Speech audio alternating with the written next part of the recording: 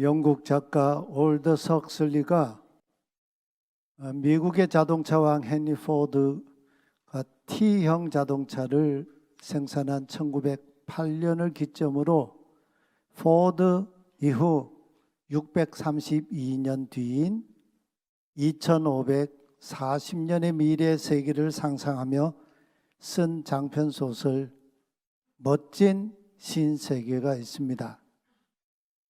그때가 되면 정부가 인간 배아 배양소를 운영합니다. 착상된 태아는 병 속에서 자랍니다. 산소 주입량에 따라서 다른 계층의 인간들이 태어납니다. 알파 인간은 지배층으로 태어나고 또 베타, 감마 등 각종 다양한 계층의 인간들이 인도의 카스트 제도처럼 사회 계층이 결정된 상태로 세상에 태어납니다. 계급에 맞는 교육을 받습니다. 또 계급에 맞는 생활을 영위하며 일생을 살아갑니다.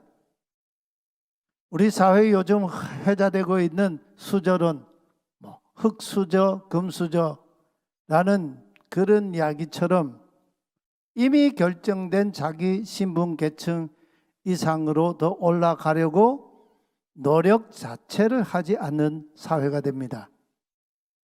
멋진 신세계에서는 절대로 개인 감정을 표출해서도 안 됩니다. 만약에 내 마음에 불쾌한 감정이 생기면 소마라는 마약 한 알만 먹으면 불쾌한 나쁜 감정은 다 사라지고 즐거운 감정만 가득 차게 됩니다. 인간을 병아리처럼 공장에서 부화시키기 때문에 임신 걱정도 없이 연애하고 즐깁니다. 이런 미래 세계가 실제로 인류에게 온다면 그 사회는, 그 시대는 유토피아일까요? 올더스 헉슬리도 조차도 핵무기가 개발되고 또 인터넷 네트워크 세상이 열리고 휴대전화를 사용하는 신인류 포노사피엔스가 등장하고 또 광활한 우주 시대가 열리는 20세기 후반, 21세기 초반의 미래조차도 예측하지 못했습니다. 오늘 세계는 이미 헉슬리가 예측했던 그 신세계를 넘어서 있습니다. 그렇다면 21세기 인류가 기대하는 멋진 신세계는 유토피아일까요? 예수님은 갈릴리 바다에서 고기잡이하며 살던 네 사람 시몬과 안드레 또 야고보와 그의 형제 요한 네 사람을 사람 낚는 업으로 부르셨습니다. 내 뒤를 따라오라. 주테 오피소무, 내 뒤를 따르라. 그들이 예수님을 뒤따르자 예수님은 그 네 제자를 데리시고 갈릴리 바다 해변 도시인 갈릴리 바다의 서북쪽에 있는 가버나움으로 그들을 데리고 들어가셨습니다. 마가는 예수님의 공생애의 첫 번째 행보로 네 제자를 데리고 가버나움에 들어가신 사건을 증언하고 있습니다. 왜 가버나움에 들어가신 것일까요? 가버나움에 들어갔다 하는 이 동사, 에르코마이라고 하는 이 동사 이 형태를 보면 의지적으로 계획을 가지고 목적을 가지고 들어가셨다, 이런 동사로 쓰고 있어요. 가버나움에 들어가신 그날이 때마침 안식일이었습니다. 예수님은 지체하지 않고 곧바로 가버나움의 그 회당으로 들어가셨습니다. 저 회당 사진은 제가 이스라엘에 처음 갔을 때만 해도 그냥 터만 이렇게 발굴이 됐는데 지금은 상당히 옛 모습을 상상할 만큼 많이 복구가 돼 있지요.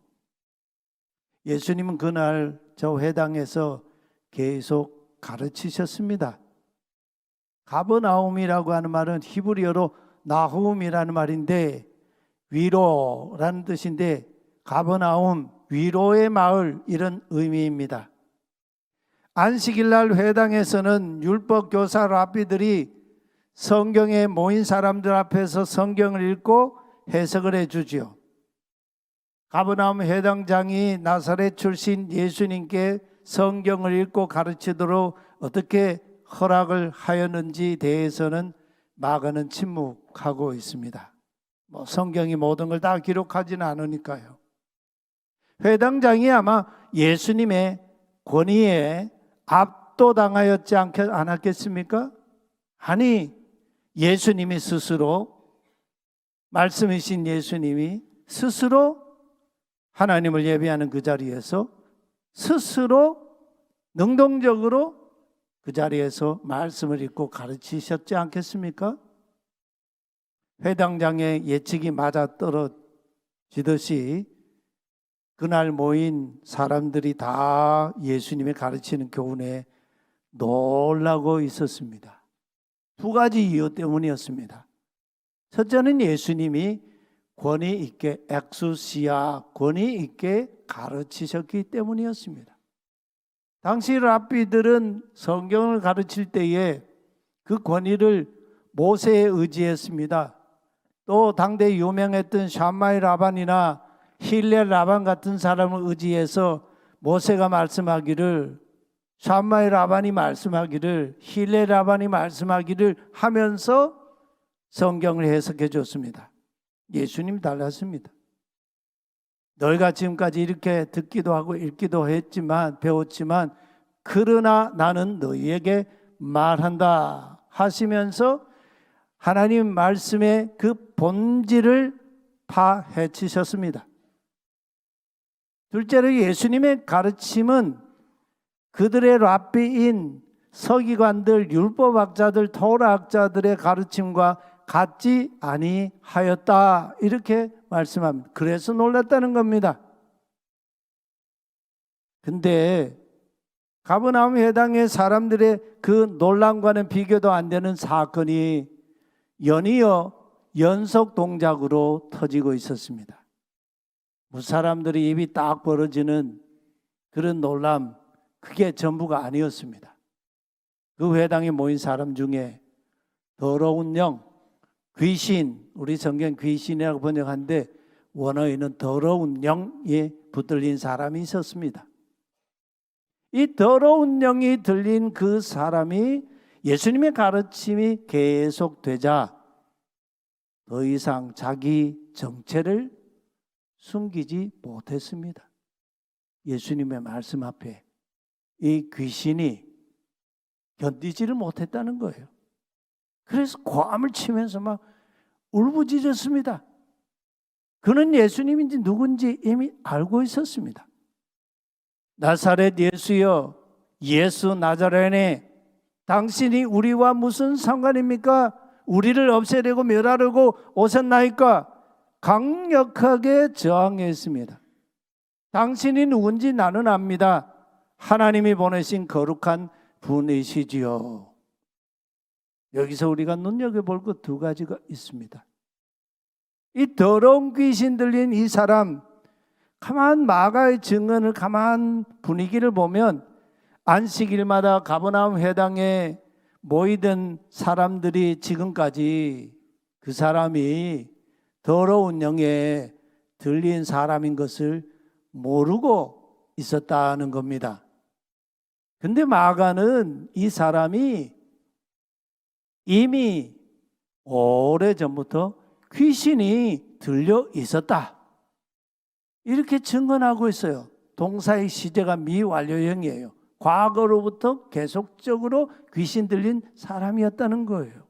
근데 왜 안식일마다 가버나움 회당에 모이던 사람들은 그 사람이 귀신 들린 것을 알지 못했을까요? 귀신이 정체를 숨기고 그들 가운데 있었던 거죠. 두 번째로, 그러나 그 누구보다도 그 사람 속에 있던 그 더러운 영이 예수님이 누구이신 예수님을 가장 두려워했습니다. 우리를 멸하려고 오셨나이까? 아주 강력하게 저항했습니다. 그러면서 이 귀신 좀 보십시오. 가버나움 회당에 모인 사람들 중에서 예수님이 누구이신지를 가장 먼저 알아본 존재가 바로 이 귀신이에요. 당신이 누군지 나는 압니다. 하나님이 보내신 거룩한 분이십니다. 이게 참 기가 막힌 이야기 아닙니까? 귀신이 예수님의 정체를 가장 먼저 알아봤어요. 그 회당에서요. 여러분, 예수님을 알아본다고 그 사람 속에 들어간 귀신, 그 더러운 영을 예수님이 그냥 놔두시겠습니까? 너 참 지혜롭구나, 똑똑하구나, 이렇게 하시는 게 아니죠. 예수님 주여 주여 하는 자마다 다 천국에 들어갈 것 아니요, 이렇게 딱 잘라서 말씀하시잖아요. 즉시 제압하십니다. 그 더러운 영 귀신을 꾸짖으셨어요. 입 다물어라. 우리 걷지 말라. 입 닥쳐라. 그런 말씀입니다. 침묵을 명하셨습니다. 그 사람한테서 나오라. 명령하셨습니다. 아시는 대로 여러분, 이 정릉골이 무당들이 활개치던 그런 곳 아닙니까? 무당들은요, 귀신 들린 사람들이잖아요.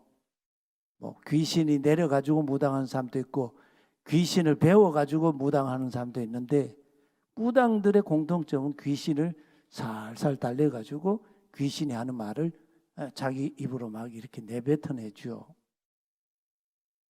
예수님은 꾸짖으셨어요. 잠잠하라고, 그 사람에게서 나오라고 명령하셨어요. 그러자 이 더러운 귀신이 발하겠습니다. 한참 동안 그 사람에게 경련을 일으켰습니다. 여기 경련을 일으키다 하는 동사가 스파라소라고 하는 동사인데, 이 스파라소라는 동사는 사람을 이리저리 마구 막 찢다. 여러분, 사람들이 사방에서요, 어떤 한 사람이 문제를 일으킬 때 막 그냥 잡아당기면 그 사람 잘못하면 찢어지지 않겠어요? 막 잡아당기다, 그런 동사예요. 사정없이 그 사람을 마구 찢듯이 잡아당겼다. 경련이 일어나니까 막 몸이 비틀리고 꼬꾸라지고 막 야단을 친 거죠.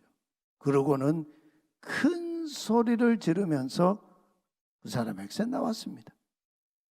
예수님 명령에 굴복하는 귀신의 이 정난한 모습이 거기에서 드러난 거죠. 근데 궁금해져요. 마가는 왜 귀신을 내쫓으시는 이 사건을 예수님이 그가 증언하는 복음서에서 예수님의 첫 기적 사건으로 증언을 하는가 하는 겁니다. 요한 같은 경우는 갈릴리 가나 혼인잔치에서 물로 포도주를 만드신 사건을 첫 표적 사건을 증언하고 있잖아요. 마가는 참 특이해요. 자기 복음을 기록하면서요, 마태와는 좀 다르게, 마태는 산 위에서 거기에 모인 제자들과 무리들에게 예수님께서 하나님 말씀을 가르치셨습니다. 그리고 말씀을 끝내셨을 때 그 가르침을 받았던 무리들이 예수님의 가르침에 매우 놀랐다. 엑세플레손도 막 자기 인생의 암과 지금까지 가지고 있던 기준, 그게 다 막 송두리 흔들렸다는 거죠. 그러면서 마가와 똑같이 무리들이 놀란 이유를, 똑같은 두 가지 이유를 들어요. 예수님께서 권위 있게 가르쳤기 때문이다. 그리고 예수님의 가르침이 그들의 토라 선생인 랍비들 서기들의 가르침과 같지 아니하였기 때문이다. 우고스 같지 아니했다. 근데 마가는 산 위에서가 아니고 안식일에 가버나움 회당에서 예수님이 가르친 그 가르침이 그러했다고 증언하고 있습니다. 놀라운 건 또 있습니다. 예수님께서 안식일에 회당에서 가르치시자 그때 거기 있던 더러운 영 귀신이 들린 사람 속에 있던 그 귀신이 더 이상 예수님의 말씀 앞에 견딜 수가 없었습니다. 격렬하게 저항했습니다. 마귀가 스스로 말씀하시는 예수님의 정체를 드러내지요. 예수님께 굴복하는 사건이 일어나고 말았습니다. 마가는 오늘 우리에게 무엇을 말해주고 싶었던 것일까요? 더러운 영이 들린 그 사람과 하나님이 보내신 거룩한 분 나사렛 예수 하나님의 아들을 대비시켜 사단의 세계와 하나님의 세계, 하나님 나라를 극명하게 오늘 우리에게 보여주고 있는 거예요. 거룩하신 나사렛 예수님이 권위 있는 새 교훈으로 종말적인 하나님의 나라 새로운 세계를 우리에게 가져오신 그분임을, 하나님이심을 증언하고 있는 거예요. 이런 말씀을 두고 우리가 무슨 신세계를 꿈꿉니까, 여러분? 나사렛 예수님은 가버나움 회당에서 사탄의 세계의 종말을 선포하셨습니다. 귀신이 그 사람에게서 나올 때 큰 소리를 지른 것은 사단의 죽음의 통곡이죠. 큰 소리로 죽음의 통곡하는 사단의 굴복 앞에서 가장 크게 놀랐던 사람들이 누굴까요? 갈릴리 바다에서 고기 잡이하며 어부로 살던 그들, 예수님이 제자로 부름받았던 네 사람, 시몬과 그의 형제 안드레, 그리고 야고보 그 형제 요한, 이 네 사람 이들 아니었을까요? 물론 거기 있는 사람 다 그랬겠지만 그렇습니다. 헉슬리가 꿈꾸었던 600년 뒤에 2540년의 멋진 신세계는 유토피아가 결코 아닙니다. 여러분 그런 세계에 살고 싶으세요? 2540년이 되기도 전에 이미 그가 말했던 멋진 신세계는 인류에게 닥칠 가장 최악의 부정적인 세계 디스토피아라는 것이 밝혀졌습니다. 저와 여러분이 꿈꾸는 신세계는 어떤 나라입니까? 이 시대 가운데 활개치는 더러운 영 마귀를 굴복시키는 나사렛 예수 하나님의 아들이 창조하시는 성경에 오늘 우리에게 계시하여 주는 새하늘과 새 땅, 새 예루살렘 아닙니까? 이 새하늘과 새 땅, 하나님의 나라 새 예루살렘이 오늘 우리의 소망이고 비전입니까? 우리 안에 그것이 살아 있습니까? 그렇다면 오늘 예배하는 우리는 누구의 가르침을 받아야 하겠습니까? 요한이 증언했습니다. 요한복음 10장 36절에서 아버지께서 거룩하게 하셔서 세상에 보내신 자, 바로 그분의 가르침을 받는 자가 되어야 하지 않겠습니까? 그러나 가버나움 회당에 모인 그 사람들은 예수님께서 귀신을 내쫓는 모습을 지켜본 반응이 어떠했습니까? 그리고 그 이후에 가버나움 사람들은 어떠했을까요? 27절에 보면 다 놀라 서로 물어 이르되, 놀랐다고 합니다. 근데 놀라는 데서 끝이 나버렸어요. 오늘 많은 분들이 예수를 믿으면서요, 우리의 믿음이 때로 감동을 받고 놀라고 때로 막 이렇게 감격에 쌓이고 거기서 끝나버리는 게 너무너무 많아요.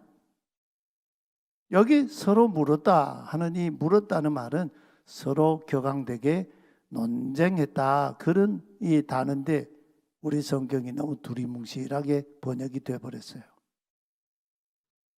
주님이 가르쳐 주신 말씀을 받아들이지 않았다는 겁니다. 아니 이게 도대체 무슨 일이야? 나사렛 예수가 도대체 이게 무슨 일이야? 이렇게 논쟁했다는 거예요. 여러분 주님의 가르침 앞에요. 오늘 이 시대를 살아가는 과학주의 무신론 시대 아닙니까? 요즘이 호모데우스라고 그러잖아요. 인간이 신이다 막 그러고 사는 시대 아닙니까? 신이 없다.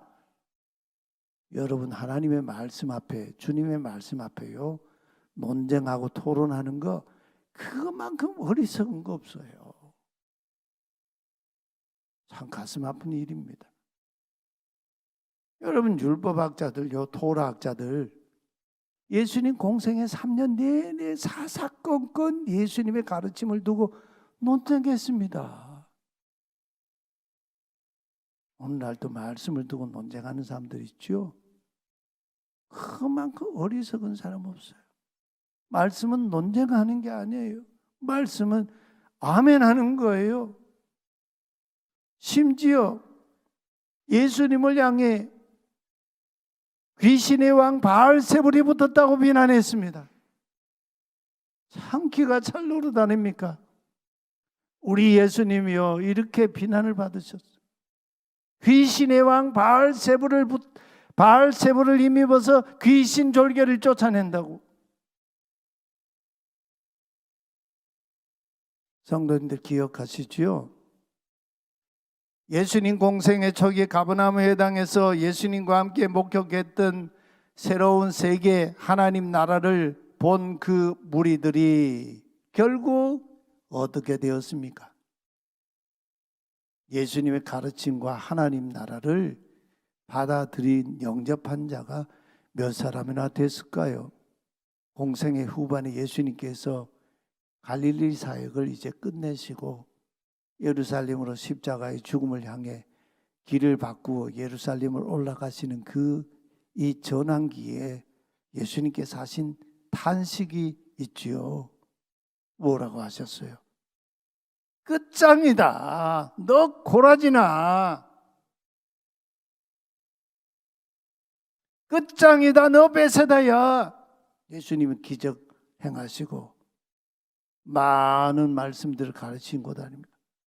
너 가버나움아, 예수님 공생의 본부 헤드쿼터가 있던 바로 도시가 가버나움 아니에요? 너 가버나움아, 내가 하늘에까지 높아질 줄 아느냐? 하데스까지 지옥까지 내려갈 것이다.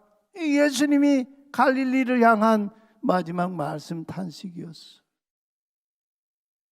예수님 공생의 3년 내내 눈을 부릅뜨고 찾아보아도 하나님이 보내신 거룩한 분 나사렛 예수님의 가르침을 받아들이고 순종한 사람은 그리 많지 않았습니다. 오늘날은 어떨까요? 오늘날도 마찬가지입니다. 놀람에서 끝나버리는 것은 바른 믿음이 아닙니다. 감격에서 끝나는 것 바른 믿음 아닙니다. 우리 믿음의 출발점은 믿음에서 출발해요. 그리고 우리의 종착점은 어디냐? 그것도 믿음에서 종착점을 맞아요. 그래서 바울이 말씀했죠. 믿음에서 믿음에 이르게 하나니. 이게 믿음에서 믿음에 이른다. 여기 그림을 한번 보시면요. 믿음에서 출발점이에요. 여기 전치사가 X라고 하는 전치사인데 저 전치사는 믿음 한복판 중앙에서 출발하여 그리고 종착점인 믿음으로 에이스라고 하는 전치사인데 저것은요 중심으로 풍덩 뛰어들다 그런 얘기예요. 믿음에서 출발해서 믿음으로 중심으로 뛰어드는 게 이게 바른 신앙 믿음이라는 거예요. 예수님은 공생의 막바지에 유대인들에게 엄중하게 말씀하셨습니다. 하나님이 당신들의 아버지시라고요? 당신들은 당신들의 아비 마귀 디아볼로스에게 속한 자입니다. 그 마귀는 처음부터 살인자였습니다. 진리 안에 서 있지 않았습니다. 당신들은 하나님께 속해 있지 않기 때문에 내가 말하는 진리를 듣지 않습니다 했습니다. 얼마나 비극적인 말씀이에요. 그래서 요한은 요한복음을 증언하면서 1장에서 뭐라 그럽니까? 말씀이신 생명이 있는 그 빛이신 예수님이 자기 땅에 왔지만 자기 백성들이 영접하지 아니하였다 이렇게 말씀하여요. 그러나 영접하는 자는 하나님의 자녀가 되는 권세를 가졌나니. 오늘 우리에게는 마귀를 경련시키고 마귀가 경련을 시키고 큰 소리 치면서 접근하지 않습니다. 우는 얼굴로 접근합니다. 우아하게 접근합니다. 분별이 필요합니다. 여러분, 오늘 우리 중에 그 어느 누구도요, 우리의 믿음 이미 다 이룬 자 한 사람도 없습니다. 달려갈 길이 아직도 남아 있습니다. 끝까지 예수님을 뒤쫓아가야 합니다. 만일 예수님을 지금 뒤쫓아가지 않으면 여기에서 나는 이만큼 하면 됐다, 이만큼 하면 괜찮다라고 생각한다면 주님은 오늘 저와 여러분을 꾸짖으실 겁니다. 그리고 쫓아내실지 몰라요. 헉슬리가 꿈꾸었던 멋진 신세계는 디스토피아였습니다. 허망한 세계였습니다. 하나님 나라를 소망하는 우리는 허망한 시대의 가치를 분별하는 거룩한 성도가 되어야 하겠습니다.